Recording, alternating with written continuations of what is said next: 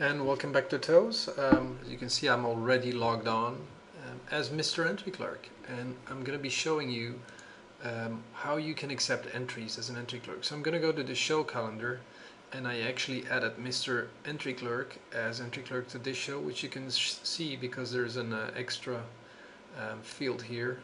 So he's added as an entry clerk to this show. I also added him to this show, but I'm going to be using this one as a demo. So I'm going to be clicking here, and it's going to be taking me to the entry clerk view.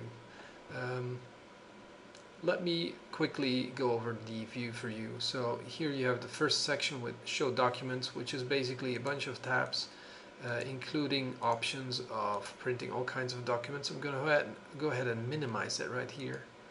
Right, I can open it again by doing this, by clicking here.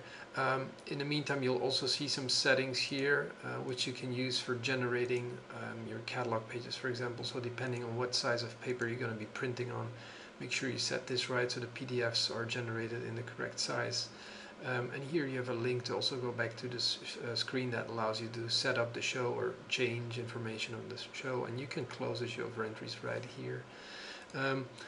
The more intriguing part for the entry clerk is this section with the show entries with two tabs: a detailed view, where for the show you will see all the show entries grouped by exhibitor.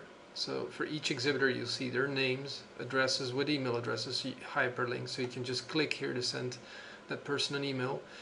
You will see the summary which they filled in, so you will immediately see the number of cages they requested, whether or not they asked personal cages or grooming space, if they had benching requests, if there were other remarks or details regarding the personal cages.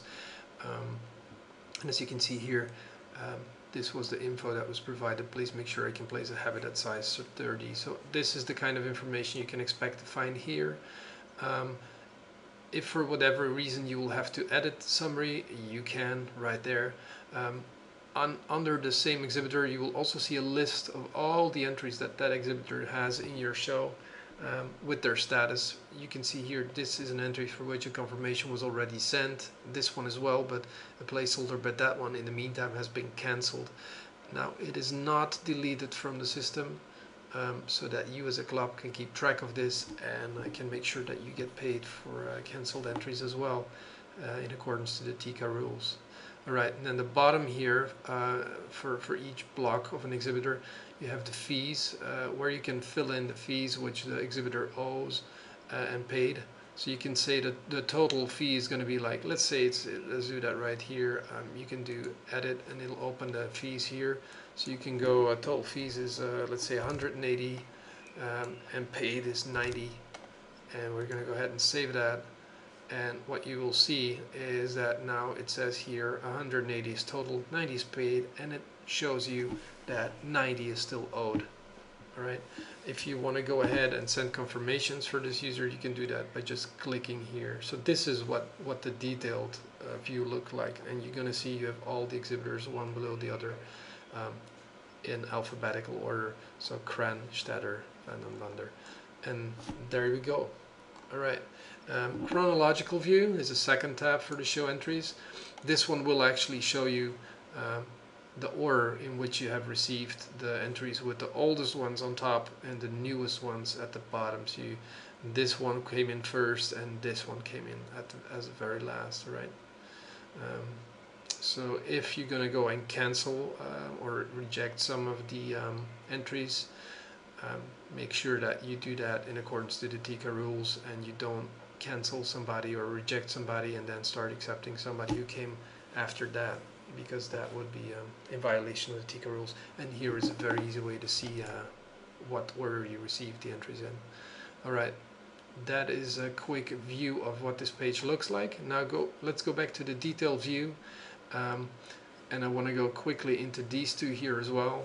These are basically filters that lets you filter on the status of an entry. There's a lot in here, but don't worry so much. The ones that are really interesting you is new, or confirmed, or just go back to select status to get all of them. So right now I'm going to go ahead and select only the new entries, and then what it's going to do is going to filter and it's going to display only entries which are new, right? And then here I can also do an additional filter on a user, but I'm not going to do that right now. I want to see all the new entries for this show. Alright, here we go. I can see that I have 2 new entries right here. One is actually an entry and the other one is a placeholder. The entry is for Saturday and Sunday. It's a long hair cat. It is not an exhibition only entry. It is not for sale, and it's participating in the Mail Congress. Alright, and I do have a placeholder for Saturday as well. Now if I want to go ahead and see if the data on this cat is good, I can go ahead and click view details here, and that's going to open this screen for me. It's going to show me what breed the cat is. It's going to show me the color and whatnot, the name of the cat. It's also going to show me the registration number if there is any, and a bunch of other information. Now interesting here is that the information you see in the left hand side of the screen, that's the information that is registered, that is on file for your show. This information on the right hand side is the most current information as it exists in the exhibitor's cat portfolio. In other words, if that cat in the meantime would have gotten a new title, it would appear here. If it would have been re-registered in another color, it would appear here. If it would have had a registration number by now, it would appear here. And it would actually be highlighted in yellow if there were a difference with what you have on file right here. Alright, so that is important to know. The reason we keep this separated is so that in case somebody enters your show and then accidentally deletes their information or ruins the information on their cat, that will not impact your catalog, and your catalog will still be neat and okay and use this info right here. Alright, if you want to save any changes, you just click save. Otherwise you can just go ahead and cancel that. The other thing is, when you click edit entry, actually what you're going to do is you're going to walk through a number of selections, like the day and the show. Let's do it just so I can show you what it is. It's going to ask me Saturday, Sunday. So if for whatever reason the owner calls you and says, oh, can you quickly remove Sunday because it was going to come only one day, you can do that for them just like that. You can add an agent. You can list whether or not it's for exhibition or for sale. You can say, well, it's not going to be in the Congress, all right, and then it's going to show you the whole summary again, and you can basically save it and just do retry. Well, retry is basically confirm, and you're going to see that it's been updated here, right there. All right. Now, the important thing is on what do you do with entries.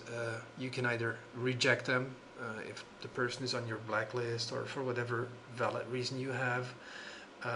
Or you could approve the entry, which I'm going to do right here. All right, there we go. It's now approved. I'm going to also do that for the placeholder. This message depends actually on your browser, on whether or not the settings of your browser, whether or not you're going to get this one. So in some settings you won't, in others you will. You just click retry or OK, and that's going to be the end of it. So as you can see now, I accepted both the entry and the placeholder.